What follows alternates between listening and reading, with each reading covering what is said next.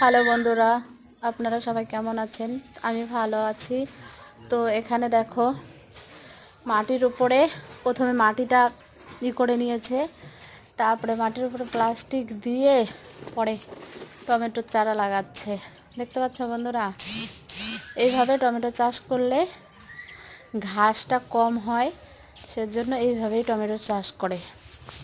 এখানে আমার বর আর একটা ভাসুর হয় আমার, ওরা দুজনে মিলে লাগাচ্ছে। অনেকটা 1 বিঘা জায়গার মতো জুড়ে টমেটো লাগাবে। তো কেমন লাগলো ভিডিওটা সবাই জানিও। আমি ঠিকভাবে এখনও সেরকমভাবে ভিডিও বানাতে পারি না। ভিডিওটা আগে করেছিলাম, ভয়েসটা এখন দিচ্ছি, জানি না কেমন হয়েছে।